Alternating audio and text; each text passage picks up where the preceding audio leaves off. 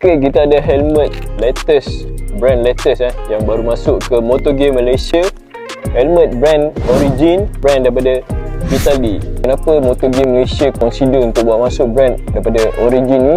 Sebab kita tengok dan kita teliti yang brand ni dengan harga yang memang sangat kompetitif, memang affordable lah, memang sangat mampu milik.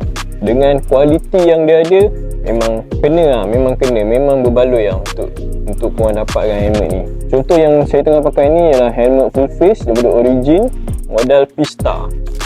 So Pista ni racing kan, korang tengok dengan spoiler dia panjang, memang aerodynamic, potong angin, menambahkan lagi kelajuan top speed motor korang. Dia ada satu lagi colour ialah gloss black.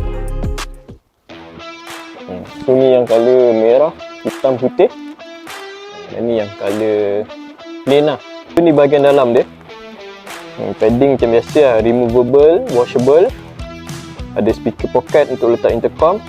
Yang pakai spek tak ada masalah, boleh pakai. Boleh nampak ni, ada eyeglasses speed system ni. Maksudnya padding kat sini nipis, ada boleh slot in masuk korang punya spek, tak ada masalah. Ni yang saya pakai ni contoh yang ada spoiler. Yang ni yang belum pasang spoiler. So spoiler tu akan include dalam box. Pulang lah kat korang. Kalau nak pakai pun boleh, kalau tak nak pakai macam ni lah rupa dia.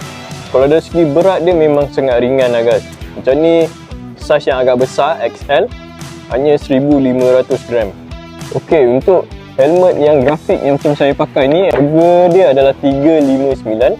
Dan harga yang saya tunjuk tu yang gloss plain black tu 339.